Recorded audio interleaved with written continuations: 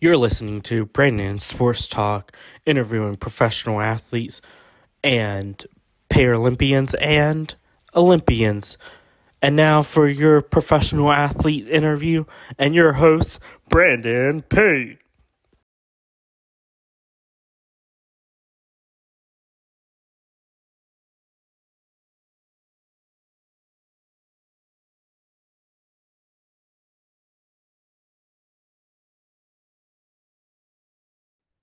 Team is Welcome no back to problem. Brandon Sports Talk. In today's episode, I have the privilege of interviewing the Prague Lions ELF football player Samuel Oram Jones. How are you doing today? Excellent. Thank you very much for having me this morning, or this afternoon, I should say. We're in the United States. Thank So, you. yeah, it'll be this afternoon. Can you talk about how you knew that you wanted to be a professional football player? Wow. Okay, yeah, this is a good question. I started football very, very late compared to most players, especially out here in the States. Guys here in the States are playing, Pop Warner. They're running around from the age of 5.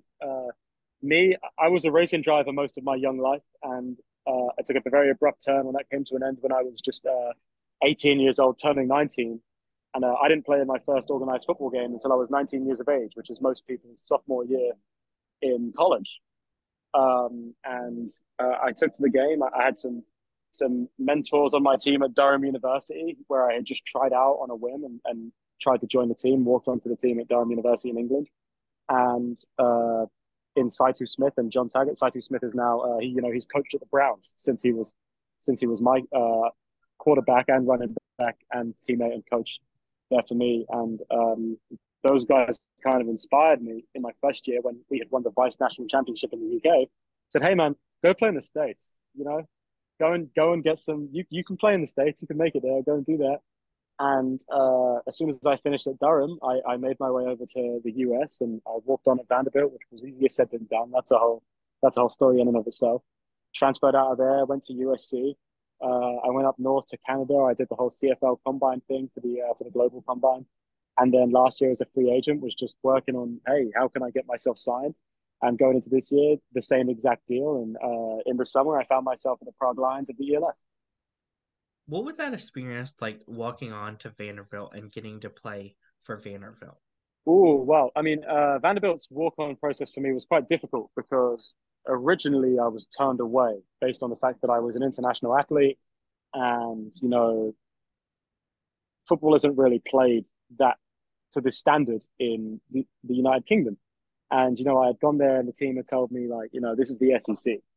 You can't just you can't just show up here and think you're good in the SEC, and I had been trying to get in contact with this coaching staff for the longest time. I convinced, my family it was a good move for me to go over to Vanderbilt and get my master's in finance and financial mathematics because, hey, look, if it doesn't work out football wise, it's still a fantastic investment of time. And after being turned away a whole bunch of times, I had gone to one of the Titans games and seen Coach Mike Vrabel as he was signing autographs on the sideline. And I'd asked him, I've won the national championship in my country of England. How can I get where I am to where your guys are here on the NFL field? And he said, "Oh, you need some college tape. You've got to get yourself to a college." And I said, "Well, I'm enrolled at Vanderbilt." And he said, "Oh, you just walk on, go to Vanderbilt." And I had told him, that's easier said than done. He said, "I get it. You got to talk to Coach Mason." Derek Mason was the head coach of Vanderbilt at the time. And I said, again, that's far easier said than done. Getting hold of an SEC head coach isn't the easiest thing to do in the world. As you can imagine, they're very busy men, and they have a lot of people trying to get in contact with them all the time. But he said, look, you got to speak to Coach Mason. And so one night after a full camp practice, I in effect jumped Coach Mason on the way to his car at maybe 11 o'clock at night. He was the last man out of the facility that night. All the players had gone home at like 9 o'clock. All the coaches had gone home at 10. They're reviewing tape and going home. And Derek Mason, the dedicated man to football that he is, he's leaving the facility at maybe 11:30 at night, and I'm outside waiting for him. And I just jump him and say, "Hey, coach, can I bother you for 20 seconds of your time?" And just pled my case. I'm trying to walk onto this team. I can bring value to this program. And sure enough, he said, "Come see me in my office tomorrow morning at 7 a.m." I had a 2-minute meeting with him, and he told me, "Look, we're going to give you a tryout. We'll see what you got, and we'll make a decision." 2 weeks later, I had to try out for the team. It was still to this day probably the most nerve-wracking tryout I've ever had in my life. It was similar to an NFL tryout, and or to a pro day NFL tryout. In fact, it was probably more nerve wracking. I had more coaches at my Vanderbilt tryout than at my pro day here at USC. And sure enough, they said they shook my hand, said thank you for your time. And a few days later, I got a call and said, hey, look, yeah, come to our office. We want to speak to you. And they said, yeah, we're going to bring you into the team, and this is what it's going to look like. And I went from there. What was that experience like getting to play for Vanderbilt and then going to the UC USC. Trojans? Yeah, yeah. So Vanderbilt was a good experience. There was definitely it was a change for me compared to what I'd been used to in the United Kingdom, and the way that practice is run and the way that a program is run in the US was my first taste of proper Division One football and of US football in general, and it was far more intense than it was in the UK. But I'll say this: at no point in time was I out of my depth at practice, because there are guys that will play in the UK at university in the UK. They really do have the athleticism and the wants to hang with these US schools and with US guys, which is what we're seeing kind of in the high school plays now for the NFL Academy UK. And as soon as that got done, the off season came about. COVID hit. We all got sent away, and the decision was made. It was the correct decision to transfer. I transferred away, and the two schools, that it was between where I was looking like I was going to go. PWO was USC or University of Florida, and ended up being USC. I came here. I was unfortunate. I had an injury in my first year, but my experience at USC was very, very positive. In my last year, alongside working as hard as I could, I was Scout Team Player of the Year for USC. I showed up every day, got my work in, and then after that, I was straight off to the CFL Combine up in Toronto and got to try and showcase my skills on the pro level, and been fortunate enough this year to do that in Europe. Of course, what was that feeling like getting to put on the USC jersey and getting to represent them? Oh, I mean, the program is hugely historical. It's very surreal for me because a couple of years before I had ever even come to the US, but I just started football. I had been working during my summer break from university in the Bay Area, in San Francisco, and everything there is Cal Bears. It's all Berkeley supporters.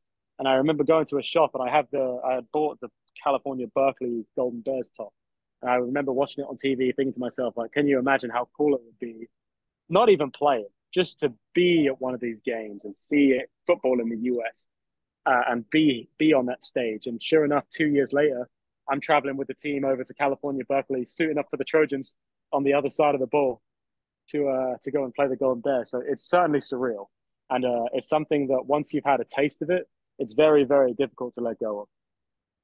Of course, what were some of your collegiate accomplishments throughout your college playing football time? So I mean, most of the stuff for me was special teams related, but I had been fortunate enough to be the Scout Team Player of the Year. It's a nice award they give you over here at USC for maybe the person that's done the most at practice. One of some of the unsung heroes that don't get to make the big plays on Saturday, do a lot during the week. So I was recognised in that regard, but mainly I think most of statistical my statistical highlights have come in professional football after college. I think for myself, which I'm sure we'll talk about in length. But in college, it was certainly a slow burn for me. Having been from Europe, in a big Division One program, it's easier said than done to record statistics against guys who have got stars against their name coming out of high school. After your college football time, what was it like first getting into professional rugby and getting to play for the Tigers rugby? So Tiger Rugby, I'm signed to right now, and American Tennis Football, and their inaugural season starts this coming spring. And what they've done is they picked out a few athletes. They like the look of. We're going to work on the material, the promotional material with them, and some contracted athletes who they want to stay on a pro training contract and be ready for their season, their inaugural season, when they bring rugby to the US this coming year. We've run a couple of camps, and we have another camp set to come in January, which we're very excited about. A high performance camp for Tiger Rugby and American Tens, which is effectively just the American Tens league of rugby.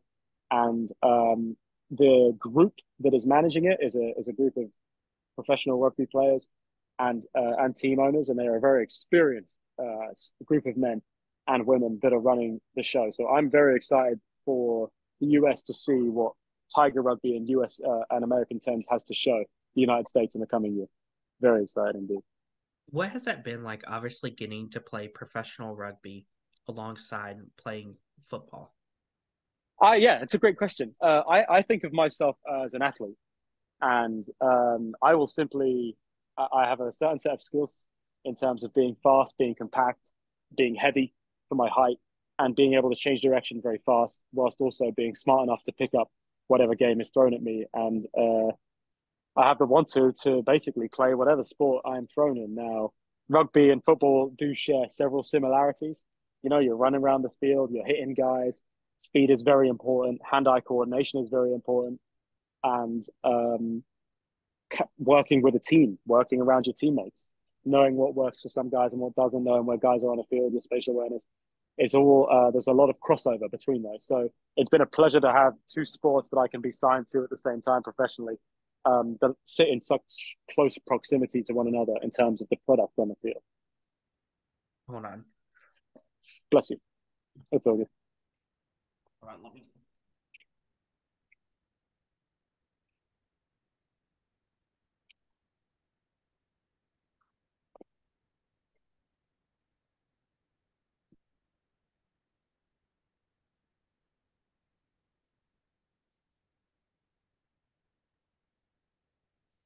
Sorry about that.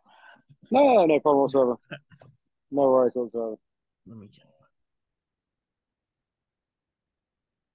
What has it been like, obviously transitioning from playing professional rugby to getting into playing professional football? So for me, there was really no transition because I've played in my time more football than rugby. Growing up in the United Kingdom, I mean, rugby is something that you play from being a young child all the way up to when you're 18. So I've played my fair share of rugby, but in a professional capacity, I've certainly played a lot more football than I have rugby. And the transition really was in the other direction from football at the highest level here, Division One, and then professionally to rugby and being able to play rugby at a professional level, given your athleticism in football.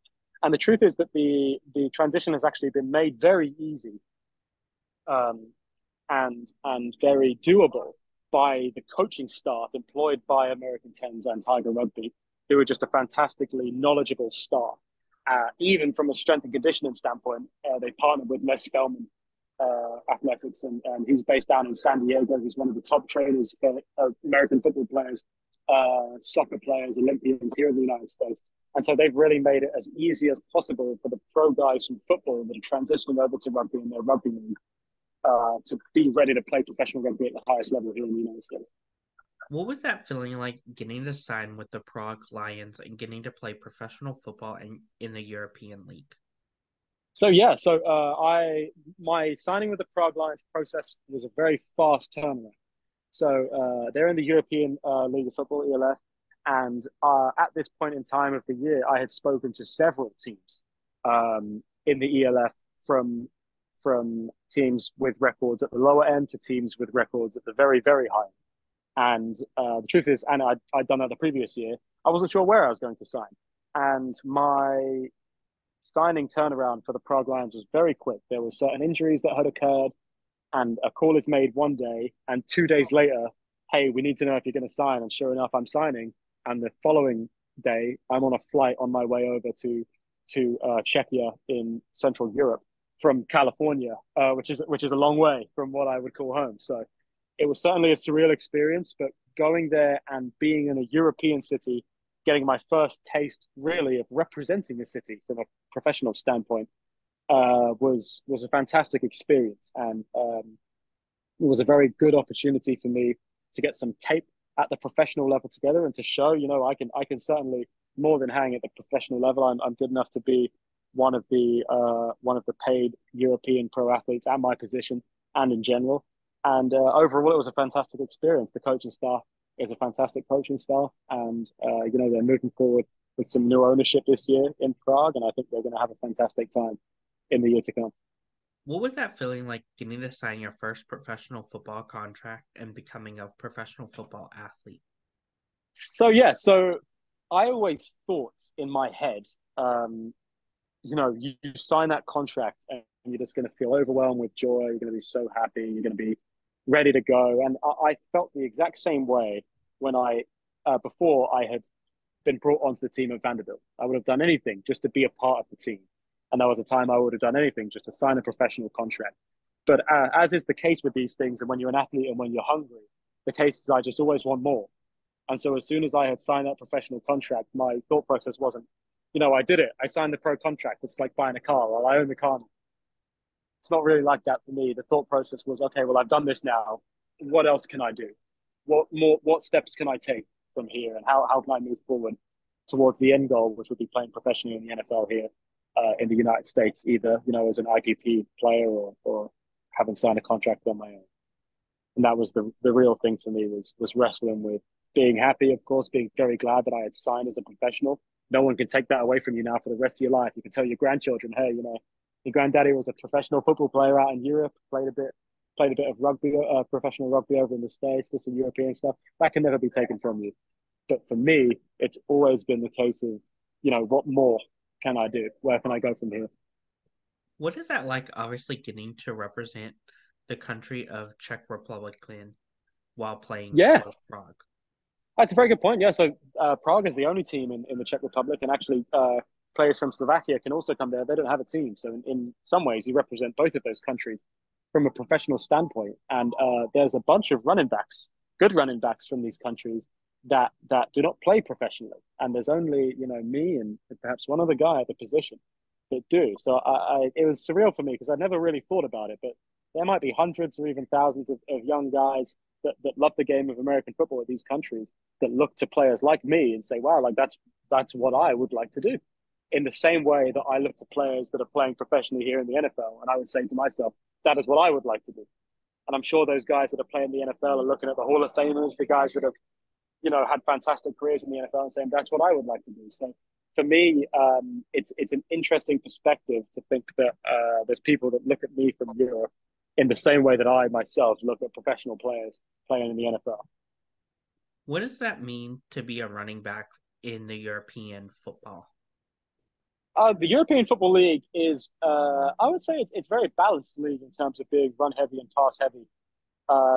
Being a professional, I mean, I'm one of the two, British professional running backs to play in the league. Myself and Glenn Singer, good for Glenn this year. He won the big championship over with Ryan, and there's not many players signed professionally at the position of running back. Generally speaking, it is tougher to make it in Europe, given the how many European players and teams are allowed to import in. It's hard to sign as an import at the running back position.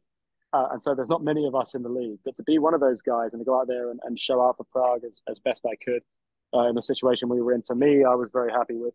And I was very happy to have had the experience in retrospect, to have gone over there, been a part of a new team, signed to a team, work with some fantastic former Division One coaches, work with a general manager, work with a team owner, and have had the experience to have done all of that in one summer and then go away and say, cool, now what can I do from here? How can I take that knowledge I've gained from being in a professional capacity in Europe and see what else I can do with other opportunities here in the United States for the coming year? What does that what is it like getting to be a running back in the European football, and what is your game day routines and rituals like? Of course, yeah. So my game day routines and rituals usually we're traveling on game day, so it's not like the US where you are at the hotel the night before and then you're doing this and that. A lot of our game days we traveled up the day of, but some we traveled up the day before. Generally speaking, you're waking up. You have to make sure you get your 8 hours sleep. Some times, the US and Europe guys are going out, they're partying, they're doing their thing. But for me, it's an early wake up. It's getting breakfast, making sure you've eaten, and then really from then, a lot of guys like to lock in and think, oh, this play, this play, this play, this play, lock in, lock in, lock in, lock in. For me, on game day, I'm just relaxed. The work has already been done. I'm not going to learn anything new today that wasn't a job for yesterday or the day before or the day before. I just relax and play loose and have fun because the best at the end of the day, we're playing a kids game, and fortunate enough to be getting paid to do so. And guys that play loose and play fast and don't think about it and they're just out there having fun, they bring the most energy to the field. And generally speaking, on average, they do the best out there in the field. And how I found I was best as a racing driver, as a football player, and hopefully will be as a rugby player as well. What does it mean to you to be a professional football player? Being a professional football player is important to me because of the work I've put in as an athlete from a young age, even though football was not the sport I was playing from a young age. And I've set my sights on this goal now for the last 6, 7 years, and I've done everything in my power to achieve this goal. And I will continue to do everything in my power to achieve this goal as I move forward. Even today, I'm just done with track now in the back of a workout from last week, uh, and I'm going to continue to move forward and put myself in the best position to be a professional footballer at the highest possible level achievable because I feel that is what I deserve with the work that I put in, and I'm not going to stop until I achieve that goal. What are some of the similarities and differences between the European football versus, let's say, the NFL, XFL, and CFL? Okay, so there's some guys in the European Football League in terms of their talent and ability that could quite comfortably play in the XFL and USFL and even the NFL. There's guys, I mean, Tony Tate just signed to the Edmonton Elks, who I had tried out for in the spring of this year, and I'd played against him directly in Prague this one summer. And there's guys like him and a bunch of others in the league who can quite comfortably play a professional spring league in the XFL, USFL, IFA next year, or indoor football league in AFL or IFL that could easily play. But the average level in America is obviously much higher, and the level of detail in the organization of a US team is also higher than would be the case in Europe. But I think Europe is doing a fantastic job of trying to bridge that gap and close that down. Obviously, none of it compares to the NFL because the NFL is on a pedestal of its own. But that is not to say that the spring leagues or the new or feeder leagues, so to speak, do a bad job in any way, shape, or form. In fact, they do a fantastic job, including the European League of Football.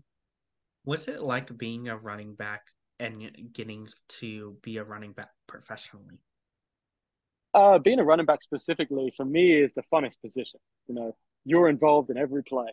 Every player that you go, you're getting hit every single time. For me, it's the most natural position. You think of when you're a kid, someone gives you a ball, just run around with the ball, don't get hit. That is a lot of what is going on. Obviously, as you get towards the professional level, it gets more about putting your head down. You're doing the hitting now. You're the hammer, not the nail. But for me, it's just a fun time when I'm out there with the helmet and pads on, and I'm running around at the running back position. And as I get more comfortable with the position from a professional capacity, I should say, it's just easier. It comes very naturally. I'm sure quarterbacks feel the same way. They talk about the game slowing down for them as they get more and more comfortable at the position. I find it's just a very similar deal as a running back. What is it like getting to play teams like Paris and Surge? So I was unfortunate. I didn't get to play Paris or the Stuttgart Surge this year. Although I hope they do both very well in the coming season and I know they did well this year because Coach Mattioli over at Paris, he was my scout team coach at Vanderbilt, so I know him personally. And I also know Yogi Roth, who was a part owner in the Paris Musketeers personally, from here at the Pac-12 network at USC. So I hope they both do very well. And obviously, Stuttgart did really well. But the teams we had played, Berlin was really cool to go into the city of Berlin and be there in the center of one of the big Central European cities and see all their fans come out and show out for them. We played Wroclaw from Poland, Vienna, which would have been very cool to see in Vienna, but I only played them at home in Prague. Playing in Prague was very, very cool to see the fans show out in the center of the city in downtown Prague. And then also Feheva, which is just outside of Budapest. Super cool to go down into Budapest and see some of Eastern Europe. You're getting all the traveling as you're playing, but really just seeing the different countries' fans, all of their own independent nature come together and support their teams was something that was extraordinary to see in Europe because it's not something I'd come across before and I'd only heard about when I was playing back in the United Kingdom before I moved out to the US in 2020. Who are some of the players that you look up to in the football community, whether it's in the NFL, XFL, or even in the European League? Yeah, for sure. So most of the guys I look up to is really guys I've trained with at length. But a running back mentor of mine for a time, and the guy I look up to, and I try and model my game off as much as I can. At a running back point is Frank Gore, who's obviously retired now. But, his son Frank Jr. He's doing his thing over at Southern Miss. He's going to be in the NFL soon. Guys like that, I've trained with him. Devin Singletary, I love the way he plays the game. I like the way that he moves, and I feel he's very similar to myself in terms of stature and speed. From when I've trained with him and when I've worked with him. And these are some of the guys. Ty Johnson, who just went, he's going crazy at the Bills right now. I've done a lot of work with him. These are all guys that I see, as potential teammates or as potential equals, but I look up to at the same time because, they're where I want to be. And I'm not there just yet, but I will get there. So these are some of the guys that I like to think of as looking up to. What is it like playing with some of your teammates like Zach Edwards and Davis Rickson? Yeah, I mean, my teammates were cool. There's a bunch of guys that have had really different stories. James Brooks, who just re-signed at Prague, he's got a great story, having played over in the state of Arizona for his college career, and then doing a bunch of stuff professionally in the X League in Japan, coming over, playing professionally in Europe, and he's going to stay there in the Czech Republic next year and play again next year. And I played beside a bunch of really good QBs when I was there. I was, my final QB at Prague. He was doing his thing, going crazy, and I hope he signs professionally this year. I got to play with Nate Cox, who was my first one there in Prague, and he's something of a man. That is like a 6'10" guy. He's really big. You can see over the line. I will not be surprised to see him playing professionally out in the States this year. And Brad Jones was also doing his thing. He's a journeyman from out in Europe. And then there's guys that I played with at my position, like Adam Zhelka from the Czech Republic. He's a really talented running back, and he can play outside of the Czech Republic. He can go and play somewhere else in Europe. And a lot of the smaller European countries at the moment, players only have the hope of playing professionally in that country in their domestic league and not traveling outside of their country to play. But I hope that changes as time moves forward and the pipelines emerge for players like that to go and play professionally outside of their home nation. What's it like getting to meet your fans and having them ask for your autographs and photos with you? I'll tell you what, it's interesting. So there wasn't so many of those in Prague, so to speak, but the German fans are in a league of their own. I remember we played Cologne, we played Berlin, especially at the running back position. I'm getting the ball a lot. So even if the team isn't rooting for me, the young fans really enjoy coming out and just seeing the guys get hit, seeing them play hard, seeing them, tear it up on the field. And the German fans, for me, really are head and shoulders above the rest in Europe in terms of their interest in the game and their love for the game. And those guys, they really do love the game. Now, it's interesting for me because it's not happened to me before to go and do the whole autograph thing and signing with fans. And that is, I will admit, a part of the game that I do enjoy, but it's certainly not the part that I live. What is it like getting to see those fans get to wear your jerseys and represent you? Oh, okay, yeah, so that's really cool. So yeah, so I had not really had fans, wear my jersey in the past, and that's something that both came as a surprise and a pleasant surprise to myself when I was out there in Prague and in Germany and what have you. And it's always a delight to see people put your jersey on because you think to yourself like, I'm just me, I'm nothing special. I'm just out here trying to work, trying to get after it, trying to make something happen. So seeing someone put on your jersey is certainly a surreal sight to see. What are some of your favorite memories and moments so far in your professional football career? Ooh, my long touchdown at Wroclaw at Prague was very good. That was a good moment for me, my first professional touchdown.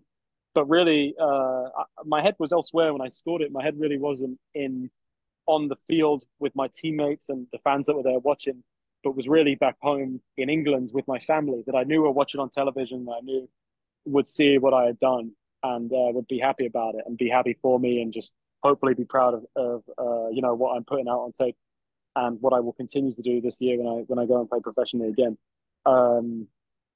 That was probably my biggest and best memory was scoring that touchdown and knowing they'll be watching on TV, looking up at the camera, and knowing that they would be back at home. And my grandmother, my sisters, my mother, my father, my extended family, they would all be very happy about what I had done. What are some of your future plans in your football career moving forward? So yeah, so I had competed just this weekend at the IFA combine in Atlanta this past weekend gone. I put up some very, very good numbers.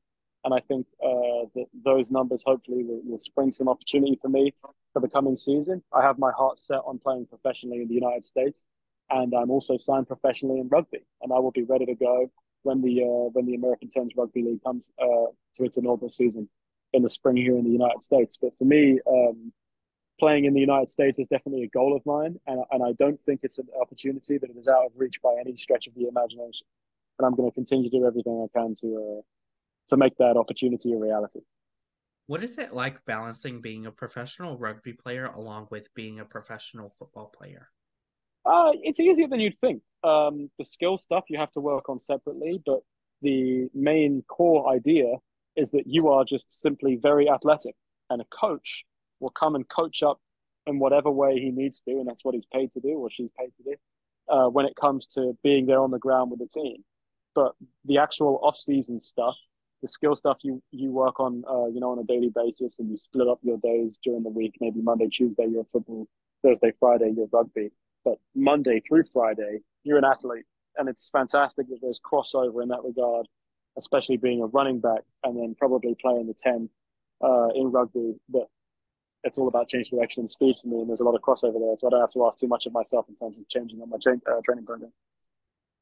What advice would you give those future college football players that are looking to play in the NCAA football? So the college football players, especially if they're in Europe, my best advice would be to get out to the United States at the soonest possible time. Run camps in the summer. Anything you can do to get your face in front of US coaches is what you need to do, because it turns out that it's not so much what you can do in the US, but more who do you know that will take you quite far, especially in football. And guys that can get themselves in front of certain coaches, high school coaches, college coaches, Division 1, FCS, Division 2, Division 3, whatever it may be, getting out to the US and doing it on US soil is very, very important, because the value that coaches will assign to tape out here in the US or numbers out here in the US is astronomically higher than that of Europe.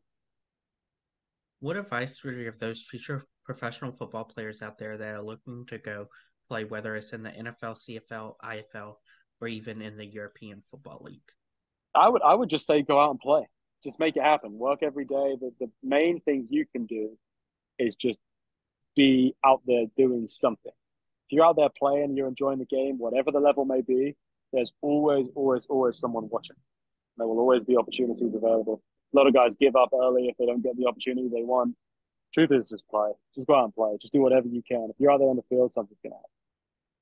What advice would you give future running backs in the European Football League looking to play and running back? Running back in the European Football League, just be athletic. Train your butt off in the off season. Work hard on being fast, and the rest is going to come to you. Coaches in the European Football League really do coach at a high level, and as long as you're the base product in terms of being fast, being able to change direction, being able to move, the coaching will take care of the rest, and that's what they're paid to do, and that's what they're good at. And so for you, really, if you're a young running back and you want to play professionally in the football league, just be the best athlete you can be, and the rest will fall into place with coaching. That's great advice. Where can my listeners find you at on social media?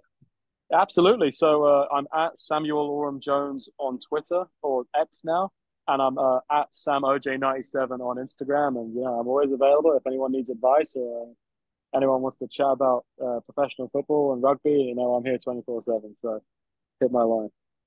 Thank you, Samuel Oram Jones, for your interview, and best luck in your future with the Prague Lions in the European football. Thank you ever so much, Brandon. Thank you for your time. It's been fantastic. Thank you. You can find Brandon Sports Talk on Instagram at Brandon Sports Talk, Twitter at Talk_Brandon, and you can find me on YouTube at Brandon Sports Talk. Don't forget to like, comment, and subscribe. Thank you again, Samuel Oram Jones, for your interview, and best luck in your future. Thank you ever so much. You've been watching Brandon Sports Talk. Please feel free to like, share, and subscribe to Brandon Sports Talk on social media and on YouTube.